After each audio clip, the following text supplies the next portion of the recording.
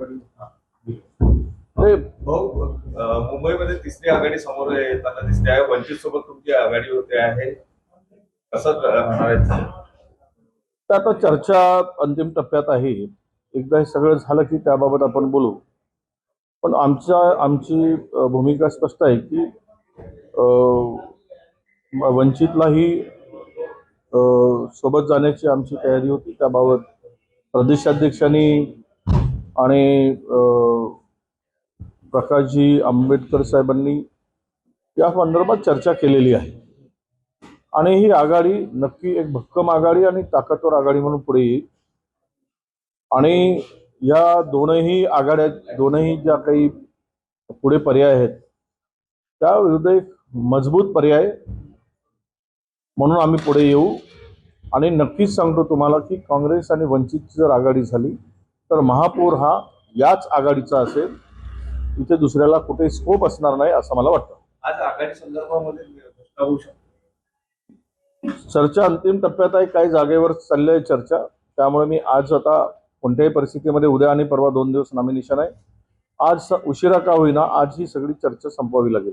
मुंबई शरद पवार गटासोबत काँग्रेसने युती चर्चा थांबवली आहे का प्रश्न तुम्ही उपस्थित केला? नाही, आम्ही असं कुठलंही थांबवलं नाही. त्यांच्याकडून ते पूर्वी मनसे आणि उद्धवजी बरोबर जाण्याच्या तयारीत त्यांची चर्चा सुरू होती.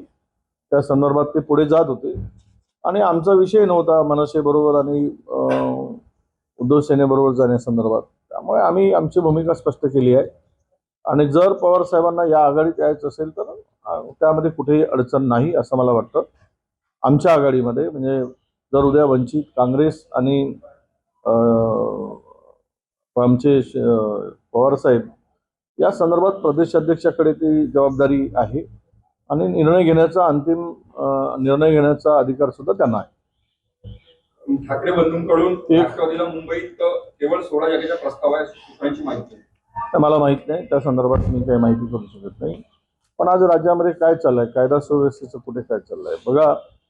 रत्नागिरी जिल्ह्यामध्ये काळोखे नावाच्या नगराध्यक्षाच्या पत्नीचा खून होतो खुलेआम. CCTV फुटेज समोर येतात. तेथील आमदार आणि मंत्री सुद्धा यामध्ये राष्ट्रवादीच्या नेत्याचं नाव घेतात, राष्ट्रवादीच्या जिल्हाध्यक्षांचं नाव घेतात आणि तरी पण कुठेही कारवाई होत नाही. यावरून हे सरकार कुठे कुणावर कारवाई करेल? कुणाचं कट करणारे, खून करणारे यांच्यावर कारवाई करताना दिरंगाई होत असेल. राजकीय पक्षाची, सत्ताधारी पक्षाची जवळचे आहेत म्हणून एक सत्ताधारी पक्षातील माणूस दुसऱ्या सत्ताधारी पक्षाला भोसकून मारतोय, खुलेआम खून करतोय, तरी पण कारवाई होत नाही. हे राज्याचं दुर्दैव असं मी मानतो. यावर आता मंत्र्यावरही विश्वास नाही का या सरकारचा? कारण मंत्र्यांनी सांगितलं की इथे राष्ट्रवादीच्या जिल्हाध्यक्षांचा सहभाग आहे. आमदारांनीही सांगितलं सत्ताधारी शिंदे सेनेच्या की यामध्ये राष्ट्रवादीच्या नेत्यांचा सहभाग आहे, जिल्हाध्यक्षांचा सहभाग आहे. तरी पण सरकार थातुरमातुर कारवाई करून पुढे जात आहे. यामध्ये क्लिअर कट स्पष्ट दिसते आहे. वाशीमध्ये सुद्धा डुप्लिकेट नोटांचा तेथील भारतीय जनता पक्षाच्या प्रचार प्रमुखाकडून म्हणजे निवडणूक प्रमुखाकडून त्याच्यावर FIR दाखल झाला ते नकली नोटा संदर्भात. तरी पण अजून कारवाई होत नाही, थातुरमातुर कारवाई होते. म्हणजे सत्ताधाऱ्यांनी ठरवलं आहे की सत्ताधारी पक्षातील लोकांनी काही केलं तरी कारवाई करायचीच नाही आणि त्यांनी नकली नोटा वाटू दे किंवा वापर करू देत, नकली नोटा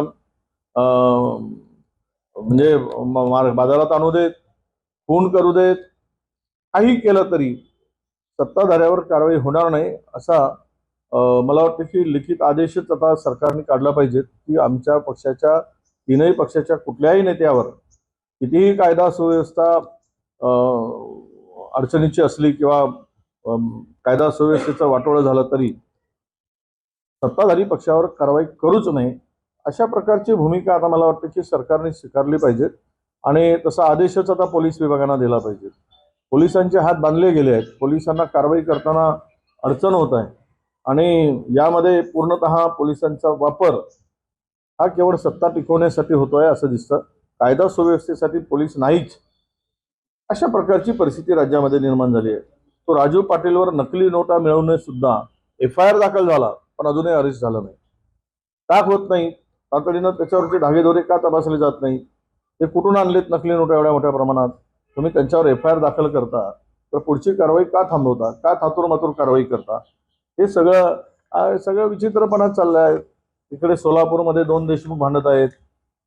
दोन देशमुख एकत्र होऊन म्हणजे पालकमंत्र्यांना धमकी देत आहेत. तिथे वाद मोठ्या प्रमाणात निर्माण झाला आहे. तर त्यांचा तो अंतर्गत वाद आहे, आम्हाला त्यामध्ये पडायचं नाही. परंतु एकूणच राज्यातील परिस्थिती बघता राज्यामध्ये दिवसेंदिवस कायदा सुव्यवस्था ही आता शिल्लकच नाही राज्यात, अशा प्रकारची गंभीर परिस्थिती राज्यामध्ये निर्माण होत आहे. आणि हे सगळे सत्ताधारी निवडणूक जिंकण्यामध्ये, पैसे कमवण्यामध्येच व्यस्त आहेत, भ्रष्टाचार करण्यामध्येच व्यस्त आहेत. त्यांना यापेक्षा दुसरं काही राज्यात दिसत नाही. तुम्ही काहीही करा, कुणावर कुणाचा आता कंट्रोल राहिलेला नाही आणि कोण कोणाला बोलू शकत नाही, कारण सगळ्यांचेच पाय खुलात आहेत. त्यामुळे आता या परिस्थितीमध्ये राज्य कुठल्या दिशेनं जाईल हा खरा प्रश्न निर्माण होतो. योगेश बाळ जे माजी नगरसेवक आहेत पिंपरी चिंचवड, त्यांनी मोठा गंभीर आरोप केला आहे की भाजपमध्ये गेल्यानंतर 2-3 हजार मतं जे आहेत ते ईव्हीएम मध्ये सेट असल्याचा त्यांनी आरोप केला, खळबळजनक आरोप केलेला आहे. नाही तर आता ते तर सगळा वापर खुलेआमच होत आहे. जर गोव्यामध्ये बॅलेट पेपरवर निवडणुका घेतल्यात, तेलंगणामध्ये बॅलेट पेपरवर निवडणुका घेतल्या स्थानिक स्वराज्य संस्थांच्या, तर या सरकारला भीती का वाटते? जर एवढी हिंमत आहे, कर्तृत्व आहे, फार मोठा विकास केला आहे, यांनी राज्याला पुढे नेला आहे असं बोंबा मारतात, तर मग तुम्ही एकदा बॅलेट पेपरवर निवडणुका घ्या आणि दाखवा तुमच्यामध्ये किती दम आहे आणि किती तुमचे निवडून येतात. पण ती हिंमत नाही यांच्यात, कारण यांना निवडणूक आयोगाने ईव्हीएमच्याच भरोशावर निवडणुका जिंकायच्या आहेत. त्यामुळे त्यांनी त्या पद्धतीनं आता या कॉर्पोरेशनमध्ये, महानगरपालिकामध्ये त्यांनी त्या पद्धतीचं काम सुरू केलं असेल. जिथे प्रचंड मार्जिन आहे, जिथे प्रचंड जनता आहे आमच्यासोबत आहे, तिथे हे काही करू शकत नाही. परंतु जिथे कमी मार्जिन आहे तिथले निकाल फिरवले जातात, हा सगळ्यांचाच आरोप आहे, माझा आरोप आहे असं नाही. आणि तोच आरोप त्यांनी सुद्धा योगेशने केलेला आहे. ही वस्तुस्थिती आहे. ईव्हीएमच्या संदर्भात एवढ्या मोठ्या गंभीर स्वरूपाचे आरोप होत असताना आणि त्यामध्ये नक्की ईव्हीएम हॅक केलं जातं असं म्हणत असताना एकदा पारदर्शकता दाखवावी सरकारने आणि सरकारची इमानदारी तिथे दिसून येईल. तुम्ही किती इमानदारीनं या निवडणुका जिंकताय आणि लोकांचा खरंच मॅन्डेट तुमच्या बाजूला आहे का, लोकांचा सपोर्ट तुमच्या पाठीमागे आहे का. एकदा हे दूध का दूध पाणी का पाणी होऊन द्या, पण त्याची हिंमत नाही, त्यांची ताकद नाही हे सगळं करायचे असं मला दिसतं. हो, मारवाडी आणि जैन बांधवांना हात लावला तर जशाच तसे उत्तर मिळेल असं मीरा भाईंदरमध्ये व्यापाऱ्याला मार झाल्याच्या प्रकरणामधून जैन मुनी निलेश चंद्र महाराज यांनी इशारा दिला आहे. कसं बघता तुम्ही? नाही, आता हे सगळेच इशारा एकमेकाला देणं सुरू आहे. म्हणजे ओबीसी मराठ्यांना देतोय, मराठा ओबीसीना देतोय, धनगर आदिवासींना देतोय, जैन मराठ्यांना देतोय, मारवाडी गुजरात्यांना, हे सगळं चालेल. तेवढे हे धमक्या, इशारे आणि यातून कायदा सुव्यवस्था, म्हणजे कोणी कोणाला इशारा देईल, कोणी कोणाला भुसकून मारेल, यावर आता सरकारचंच कंट्रोल राहिला नाही. त्यामुळे वाटेल ते धमक्या देण्याचं सत्र सुरू झालं आहे.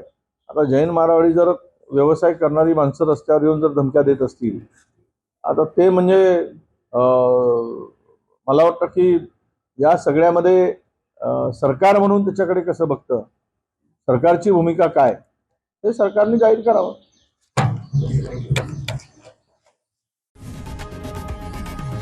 लोकशाही मराठी ऐका, पहा, जागरूक रहा.